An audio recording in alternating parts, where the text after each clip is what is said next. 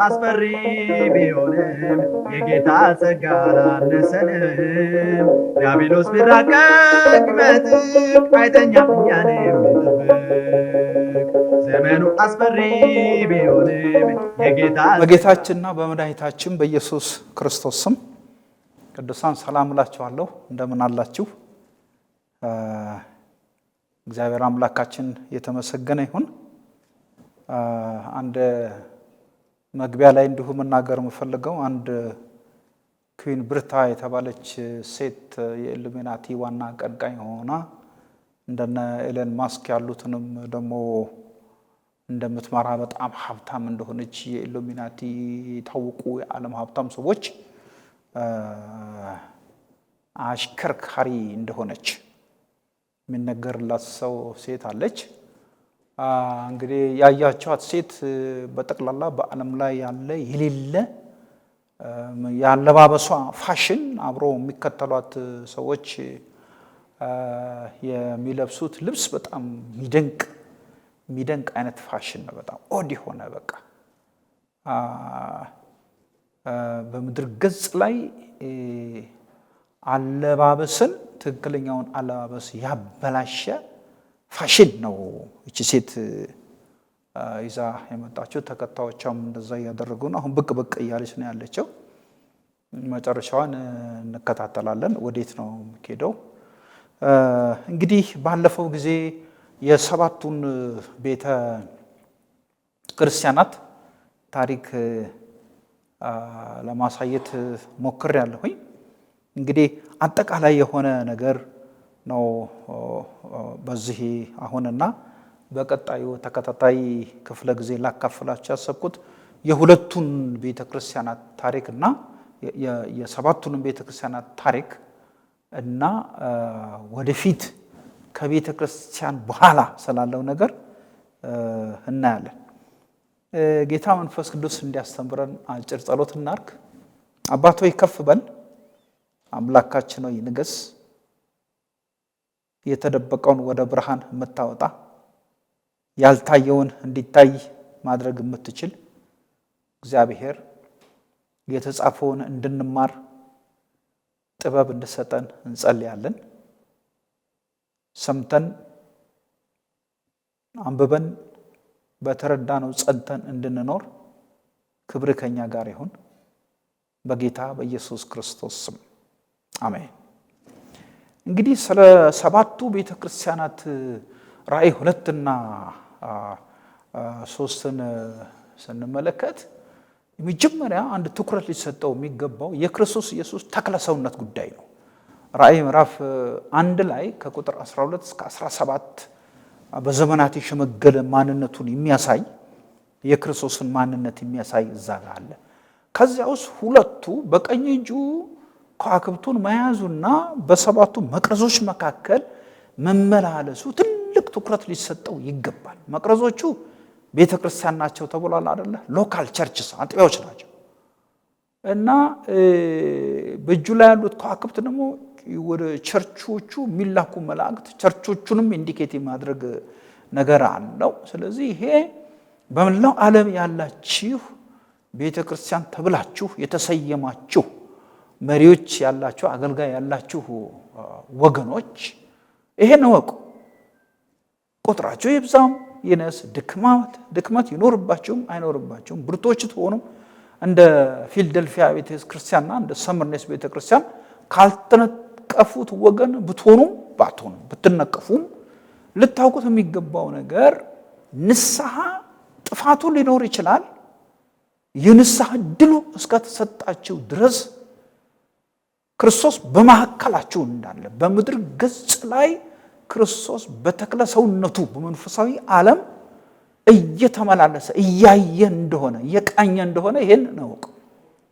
ቸርች ደግሞ የማንም አይደለችም፣ በቀኝ እጁ ላይ ያለች በክርስቶስ ኢየሱስ ፓወር ኃይል ላይ ያለች እንደሆነ መሪዎች በየቦታው አገልጋዮች ይሄንን አስቡ። ተስፋ እንዳትቆርጡ ካለው ሁኔታ የተነሳ ልባችሁ እንዳይዝል ምክንያቶች አሉ። እዚህ ላይ አሁን ለሁሉም አሁን ስም አለህ ሞተህማል የተባለ ቸርች አለች። ግን እንደገና አንቲጳስ የተባለው አገልጋይ ጴርጋሞን ቸርች ላይ በተገደለ ጊዜ ስሜን አልካድክም፣ ሃይማኖቴን አልካድክም ተባለ። አንዳንድ የሚያስፈራሩ ነገሮች እጣችሁ ዱብ እንዲል የሚያደርግ ሊገጥማችሁ ይችላል አገልጋዮች። እና እዚህ ጋር ኢየሱስ ግን በቸርች መሃል በምድር ገጽ ቸርቾች ባሉበት ቦታ ሁሉ መንፈስ ቅዱስ እንዳለ ቸርች ክርስቶስ ኢየሱስ እንዳለ ይሄን አስቡ። አንደኛ ይሄ። ሁለተኛው ልታተኩሩበት የሚገባው አሁን ከዚሁ ጋር የተያዘ ሐሳብ ነው። ዮሐንስ ወንጌል ምዕራፍ 19 ቁጥር 9 ላይ ምዕራፍ 17 ውስጥ አሁን ስንመለከት ከዓለም ለሰጠኝ አይደለም ይለው እግዚአብሔር አብ እያንዳንዱን አማኝ ለወልድ ነው የሰጠው።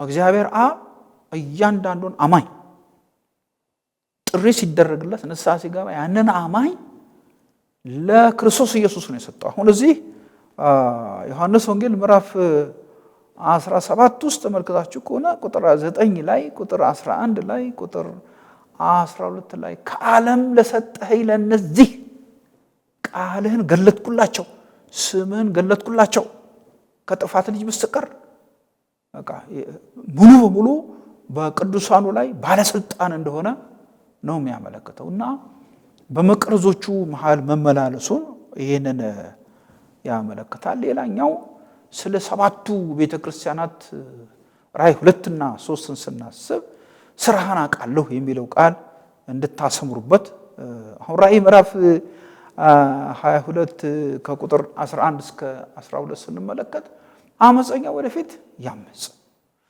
እርኩስም ወደፊት ይርከስ፣ ቅዱስም ወደፊት ይቀደስ። አይረኒክ ነው ይሄ ነገር ማለት ቅድስናን ፈቅዶ እርኩሰትንም ይፈቅዳል ማለት አይደለም። ያምጽ ሲል እምቢተኛ ከሆነ ያምጽ ዋጋውን ያገኛል ነው። ለእያንዳንዱ ዋጋዬ በእጄ ነው አይደለም ይለው። አሁን ያው ስራ አይኖቹ እሳት ነበልባል መሆኑ አንድ፣ እግሮቹ የክርስቶስ እግሮች በቶን የነጠሩ እሳት ነበልባል መሆኑ በቤተ ክርስቲያን መካከል በጽድቅ የሚመላለስ ምንም ሸፍጥ በሌለበት መንገድ እግሮቹ በሰላም ወንጌል ተጨምተው ወንጌል በዛ ቸርች መሰበኩን የሚያይ አይኖቹ እሳት ነበልባል ነው። የቲያጥሮን ቤተ ክርስቲያን ያ ቤተ ክርስቲያንን ልብና ኩላሊት መመርመር ነው መሆኑን ይላል አይደለም። በቃ አሁን ስራህን አውቃለሁ ነው የሚለው።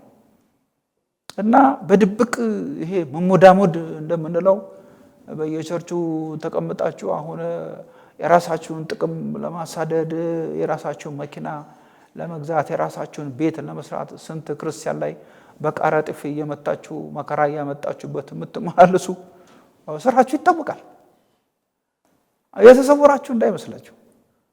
በፍርዱ እግዚአብሔር ስለዘገየ በክፋት እየጠነከራችሁ እንዳትሄዱ ተጠንቀቁ። ድሆችን የሚደፈጥጥ መንፈስ አይኖራችሁ። ድሆችን ከምድር ገጽ ላይ ያጠፋ ዘንድ ሽፋሽፍቶቹ ወደ ላይ የሚመለከቱ ትውልድ የተባለው አሁን ነው ያለው።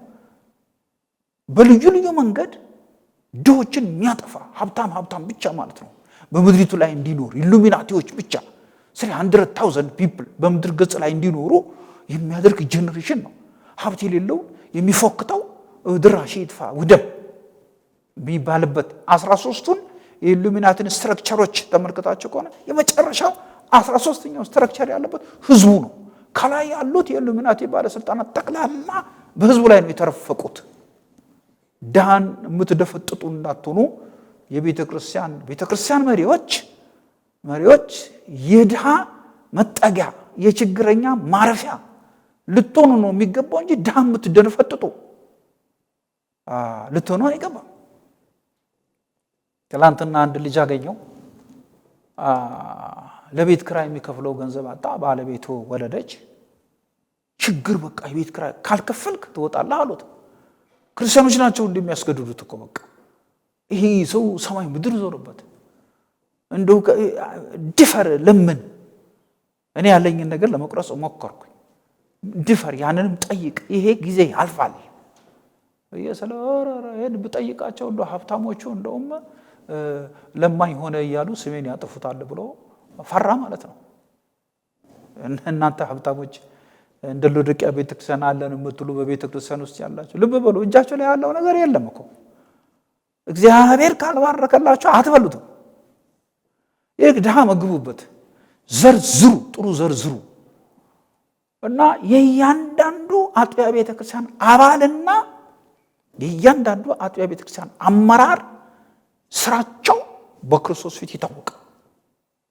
ስራህን አውቃለሁ ስለሚል ማለት ነው። እና ምክንያቱም አይኖቹ የእሳት ነበልባል የሆኑት ክርስቶስ ኢየሱስ ይህንን ነገር ስለማይስት ነው።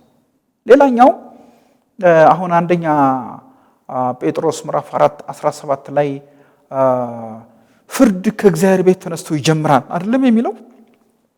ሌላው እንድናውቀው የሚያስፈልገው አሁን እነዚህን ቸርቾች በተለይ የኤፌሶንን ቤተክርስቲያን ስንመለከት አሁን መቅረዝን ከስፍራ ወስዳለሁ አይደለም የሚለው አንደኛ። እንደገና የጴርጋሞንን ቤተክርስቲያን ስንመለከት ካፌ በሚወጣው ቃል እዋጋቸዋለሁ አይደለም የሚለው። ክርስቶስ እኮ ተዋጋ ማለት እኮ የፍቅር ዲግሪው እኮ አለፈ ማለት እኮ ነው። ልክ ሳይራራ ሰዶምና ገሞራን አመድ እስኪሆኑ ገለበጣቸው። 40 ቀንና 40 ሌሊት በሚዘንብ ዝናብ ቃላዩ በተከፈተ ውሃ ያንን ትውልድ አስጥሞ አጠፋው። ሰጥሞ ጠፋ ነው የሚለው ጴጥሮስ አይደለ? አያችሁ፣ በአፉ ቃል ከተዋጋ የሆነ ንግግር ይናገራል። በንግግሩ መሰረት ፍርዱ ይከናወናል ማለት ነው። እና አሁን የቲያጥሮን ቤተክርስቲያንን አመራር ስንመለከት አሁን ስለምትተዋት ኤልዛቤልን ነቢይ ሳትሆን ነቢይ ነኝ የምትለው ባሪያዎችን ታሳስናለች። ንስሐ እንድትገባ ጊዜ ሰጠዋት፣ አልገባች። አልጋ ላይ ጠላት አለው፣ ልጆቿን እገድላለሁ አይደለም የሚለው። እንግዲህ በቤተ ክርስቲያን ውስጥ ስራን የሚያውቀው አይኖቹ የእሳት ነበልባል የሆኑ የቤተ ክርስቲያናት ልብና ኩላሊት የሚመረምረው ክርስቶስ ኢየሱስ እስከ መግደል አንደኛ፣ ከዛ መለስ ካለ ባልጋ ላይ እስከ መጣል እንደሚቀጣ ነው የሚያሳየው። ሰው ከሞተ ገሎ መንግስተ ሰማያት ያስገባል የሚል በመጽሐፍ ቅዱሳችን ውስጥ የለም። ቅጣት ነው። ከላ እተፋሃለሁ አይደለም የሚለው የሎዶቅያን ቤተክርስቲያን ካንተ ጋር እበላለሁ፣ መብላት ፈቃደኛ ካልሆንክ በዚሁ ከቀጠልክ እተፋሃለሁ ነው የሚለው።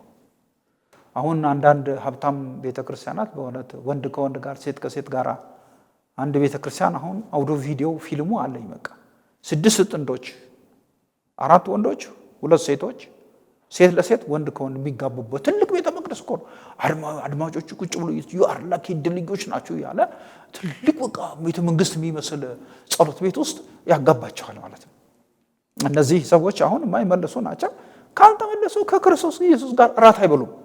ግን ከአርማጌዶን ጦርነት ወፎች ጋር እራት ማንነታቸው ስጋቸው እራት ሊሆን ይችላል። እና 2 አይነት ፍርድ አስቡ። አንደኛው እንደ ኤልዛቤል ያለችው ነቢይ ሳትሆን ነቢይ ነኝ የምትል ቀጥታ በግል ስለምትተዋት ምንቅፍብሃል አይደለም ይለው ነቀፌታ ነው። አሁን ይሄ አመራሩ መጋቢው ሽማግሌዎችም እንዲህ አይነት እንደ ቲያጥሮን ቤተክርስቲያን ግልሙትናን ለጣዖት የተሰዋውን ምግብ እንዲበሉ ብዙ ጊዜ ጣዖትና ትምህርት አብሮ ይሄዳል። የባላቅ ትምህርት፣ የበለዓም ትምህርት፣ የባላቅ ፈተና በዝሙትና በገንዘብ የእግዚአብሔርን ሰዎች መጣል።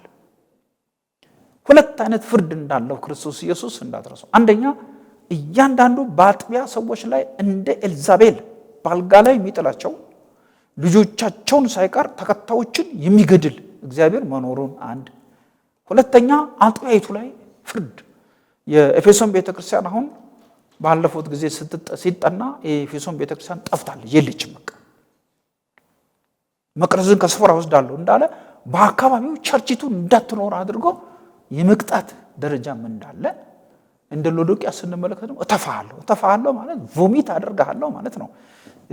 በተስማማ ሁኔታ በእግዚአብሔር ቤት ውስጥ መኖር ካልቻሉ ሰዎች የቤተክርስቲያን እንዳጎሳቆሉ ድንጋይ በአንገቱ ላይ ታስሮ ወደ ባህር ይጣላል እንደተባለ ይገፈትራል ክርስቶስ ኢየሱስ።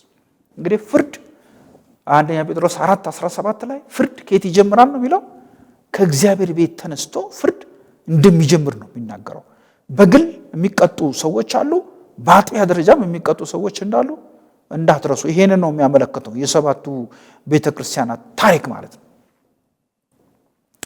ሌላኛው እንግዲህ ከፍርዱ በፊት በቅደም ተከተሉ ላይ ከክፉ ስራቸው እንዲመለሱ ጥሪ የማስጠንቀቂያ ነው የሚያደርገው።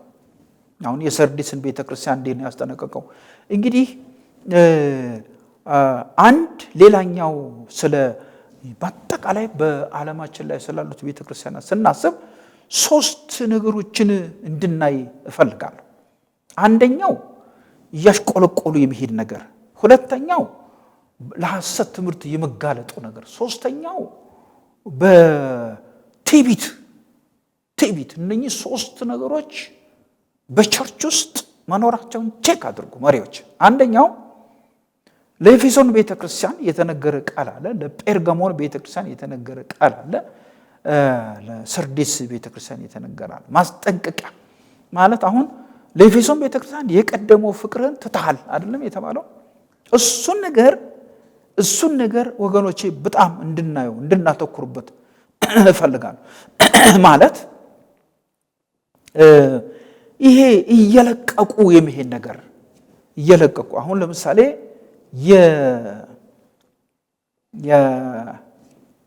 የጴርጋሞን የሰርዴስን ቤተክርስቲያን ስንመለከት ቁጥር 3 ላይ ምዕራፍ 3 ቁጥር 3 እንግዲህ እንዴት እንደተቀበልህና እንደሰማህ አስብ፣ ጠብቀውም ንስሐ ግባ፣ እንዲያስ ባትነቃ እንደ ሌባ እመጣብሃለሁ፣ በማናቸው ሰዓት እንደመጣ ከቶ አታውቅምና። ነገር ግን ልብሳቸውን ያላረከሱ በሰርዴስ ጥቂት ሰዎች ካንተ ጋር አሉ። ልብሳቸውን ያላረከሱ የሚለው እንደገና ቁጥር ለዚችው ቤተክርስቲያን ቁጥር 1 መጨረሻ ላይ ስራህን አውቃለሁ፣ ሕያው እንደመሆንህ ስም አለህ፣ ሞተህማል። ሊሞቱ ያላቸውን የቀሩትን ነገሮች አጽና። በመላው ዓለም ያሉ ቸርቾች በዚህ እውነት ራሳቸውን ሊመዝኑ ይገባል። ከኢትዮጵያ ውጭ በኢትዮጵያ ውስጥም ያላችሁ የቤተ ክርስቲያን መሪዎችን የምትሉ ከወዴት እንደወደቀ ሐሳብ የሚለው መጀመሪያ ቸርችቱ ስትመሰረት እንዴት ነበረች ቸርችቱ? ለወንጌል ምስክርነት ያላት ነገር፣ ለማስተማር ያላት ነገር፣ የህዝቡ መነሳሳት፣ ለመማር ያላቸው ናፍቆት፣ ለአዳር ጸሎት ያላቸው የነበራቸው ናፍቆት እንዴት ነው? የድሮ ነገር ዲክላይን እያደረገ ነው ወይ ያለው? ሊሞቱ ነው። ቸርች እየሞተች ከሄደች እኮ ለዚህ እኮ ነው የክርስቶስ ኢየሱስ ጣልቃ ገብነት እኮ ለአብያተ ክርስቲያናት ያስፈልገው እኮ። የሞተች ከሄደች እኮ ኮምፕሊትሊ ወደ ዓለማዊነት እኮ ነው። ዴሞስ ያሁኑን ዓለም ወዶ ትቶኛል እንደተባለ አስቆሮቱ ይሁዳ እጁን ዘርግቶ ጌታ ኢየሱስ የሳማ አሳልፎ እንደሰጠው ማለት ነው። አያቸው። ይሄ እየወረዱ እየቀነሱ ሊሞቱ ያላቸው ሌሎችን ነገሮች አጽና። በጣም የሚገርም እኮ ነው። ምዕራፍ 3 ቁጥር 2 ላይ ሊሞቱ ያላቸውን የቀሩትን ነገሮች አጽና። ቼክሊስት አላቸው የቤተ ክርስቲያን መሪዎች፣ ሴሚናሪዎች ማለት ነው። እኔ የማስተምርበትን መሰረተ ክርስቶስን ጨምሮ ቼክሊስት አለን።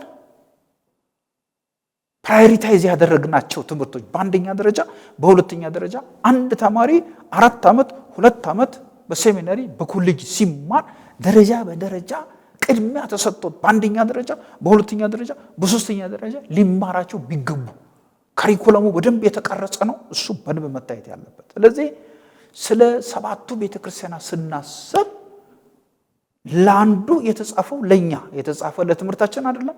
ለሉዱቅያ የተጻፈው ለሰምርኔስ ነው። ለሰምርኔስ የተጻፈው ለሰርዴስ ነው። ለሰርዴስ የተጻፈው ለኤፌሶን ነው። ምንድነው እሱ? ሊሞቱ ያላቸው ሌሎችን አጽና። ኤፌሶን ቤተክርስቲያን አሁን የቀደመው ፍቅርን ምን አድርጋል? ትተሃል። ፍቅር እየሞተ ነው። አጋፔ ፍቅር እየሞተ፣ ኤሮስ ፍቅር እየሞተ፣ ስቶርጌ ፍቅር እየሞተ፣ ፊሊያ ፍቅር እየሞተ ከሄደ እየጨለመ ከሄደ እየከፋ ነው የሚሄደው። እየተከፋ ከሄደ ለአጋንንቶች ንጹህ መሆን ነው። ክፉ ሰው መሆን ማለት ለአጋንንቶች ንጹህ መሆን ነው። ንጹህ ከተሆነ ደግሞ 7 እጥፍ ይዘው ጓደኞቹን ይመጡና ይገቡበታል። ወዮለት ለዚያ ሰው ነው ነገሩ። ይሄው ነው። ፍሬ ከሌለው ከጨለማ ስራ ጋር አትተባበሩ ከተባለ አለመተባበር ነው። ስለዚህ ሰባቱን ቸርቾች ስናስብ ቸርችን ከሚገጥማት ፈተና ውስጥ አንዱ እየወረደ የሚሄድ ነገር እሱ ላይ መስራት ያስፈልጋል ማለት ነው። እሱ ላይ መስራት በጣም ብዙ ቼክ ሊስት ማዘጋጀት ይቻላል። አንድ ሁለተኛው ቸርች ልታውቀው የሚገባ የሐሰት ትምህርትን በተመለከተ እዚህ ጋር ኤፌሶን ቤተክርስቲያን በጣም የሚገርም ነው። ሐዋርያት ሳይሆኑ ሐዋርያት ነን የሚሉ፣ አይሁድ ሳይሆኑ አይሁድ ነን የሚሉ። የቲያጥሮን ቤተክርስቲያን ስንመለከት ነቢት አይደለችም፣ ግን ታሴስናለች፣ ታሰምራለች እኮ። አግኝታችሁታል? እስኪ ራእይ ምዕራፍ 2 እናንብበው። ራእይ ምዕራፍ 2 ቁጥር 18 ጀምሮ ቁጥር 14 ዳሩ ግን ለጣዖት የታረደውን እንዲበሉና እንዲሰስኑ በእስራኤል ልጆች ፊት ማሰናከያ ሊያኖርባቸው ባላቅን ያስተማረ የባላንም ትምህርት የሚጠብቁ በዚያ ካንተ ጋር ስላሉ መለፍበት ጥቂት ነገር አለ። እንዲሁ የኒቆላውያንን ትምህርት እንደነዚህ የሚጠብቁ ሰዎች ካንተ ጋር አሉ። እንግዲህ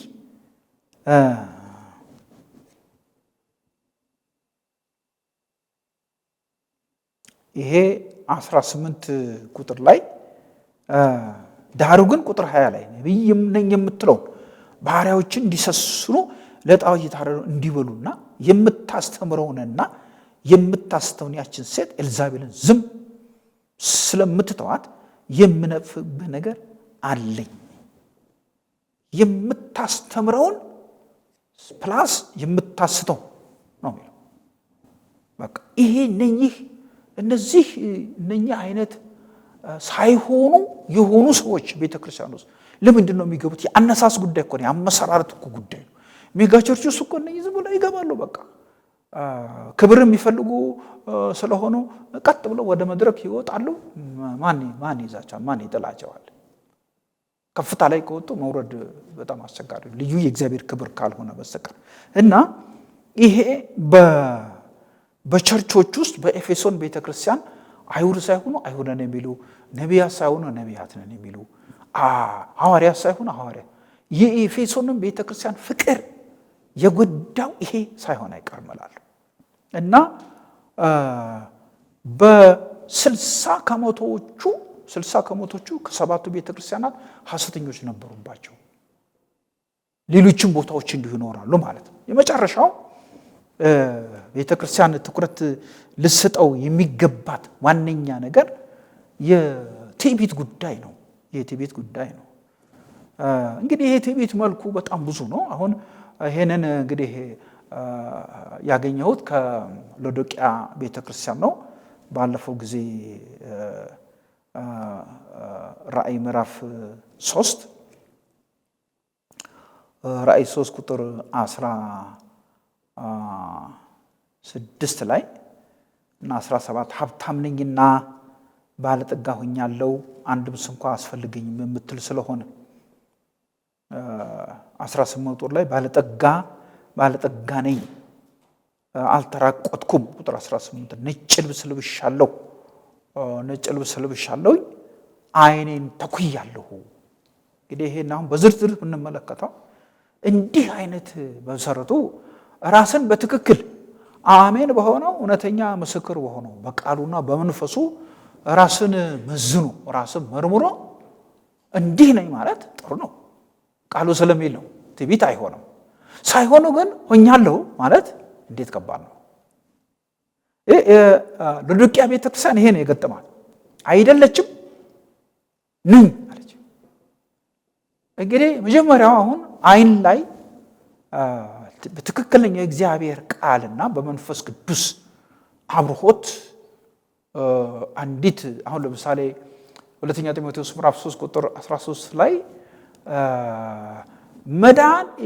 መዳን የሚገኝበትን ጥበብ ሊሰጡ የሚችሉትን ቅዱሳት መጻሕፍት ከልጅነት ጀምሮ ከሕፃንነት ጀምሮ አውቃል።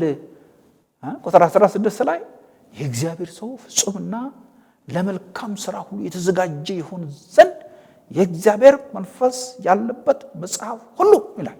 የእግዚአብሔር መንፈስ ያለበት መጽሐፍ ሁሉ ለትምህርት፣ ለተግሣጽ፣ ልብንም ለማቅናት በጽድቅም ላለው ምክር ሁሉ ይጠቅማል ይላል። ይደንቅ ነው። ይሄ ማለት ነው የአይን ኩል አንድ ሰው እስትንፋሰ መለኮት ባለበት በመጽሐፍ ቅዱስ እውነት እና ከዛ ጋር ተያያዥነት ባላቸው ተቃራኒ ባልሆኑ መጽሐፍት አይምሮውን የሞላ ሰው እሱ አይኑ አጥርቶ ያያል ማለት ከእግዚአብሔር ፈቃድ ጋር አይጋጭማ። ምክንያቱም የእግዚአብሔር ቃል በሙላት ስላለው ሕጉን በቀንም በሌሊትም ስለሚያስብ ማለት ነው። ይሄ ሳይኖር ግን ነኝ ብሎ ማለት በእውነት ከባድ ነው። ለምንድን ነው የቲያጥሮን ቤተክርስቲያን ኤልዛቤልን ዝም ያሏት? የኤፌሶን ቤተክርስቲያን ተከራክሮ አይሁድ አይደላችሁም እናንተ ሐዋርያት አይደላችሁም ብሎ ተከራክሮ ልክ አስገባቸው የኤፌሶን ቤተክርስቲያን። ፍቅሩ ግን ተጎድቶበታል። የቲያጥሮን ቤተክርስቲያን ደግሞ ኤልዛቤልን ትንቢት ስትናገር ዝም ተትታለች። በቃ እሷ ማሰማራን ቀጥለች። እግዚአብሔር ደግሞ ንስሐ እንድትገባ እኮ በቅዱስ መንፈስ በኩል እኮ ይወቅሳት። አልሰማችም። እሷ ግን እግዚአብሔር እስኪ ጠላት ነው የምትጠብቀው። አያችሁ። እና በቀጣይ ጊዜ ሌላኛውን ማጠቃላይ ለማየት እንሞክራለን። እንግዲህ ለዛሬው ክፍለ ጊዜ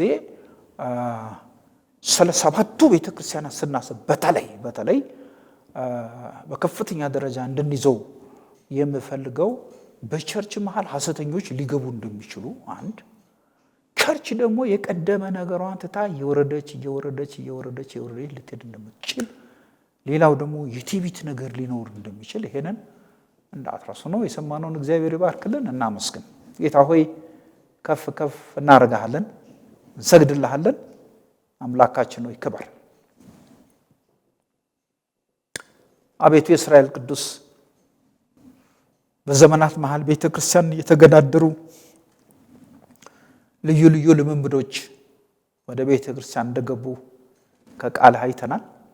እግዚአብሔር ሆይ በእውነት እንድትረዳን በዘመናችን ያለነውን ቅዱሳን መሪዎችን እንድትረዳን ቤተክርስቲያን እስከምትነጠቅበት ጊዜ ድረስ በመሐከላችን ያላግባብ የሚሄዱትን ዝም እንዳንላቸው ከወዲሁ እንድንመከር እንድንገስጽ መንፈስ ቅዱስ እንድትረዳን እየለቀቅነው የሄደ ነገር ደግሞ ካለ ቶሎ ደርሰን ራሳችን እንድናስተካከል እንድትረዳን ከትዕቢት ሳንሆን ሆነን የታየንበት ነገር ካለ እግዚአብሔር ሆይ ትክክለኛውን ንስሐ እንድትሰጠን እንድትገስጸን እንድትመክረን እንለምንሃለን። በነገር ሁሉ ክበር፣ በጌታ በኢየሱስ ክርስቶስ ስም አሜን።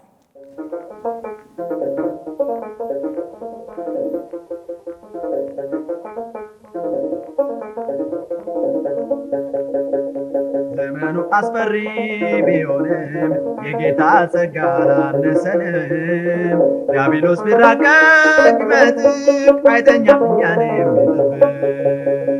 ዘመኑ አስፈሪ ቢሆንም የጌታ ጸጋ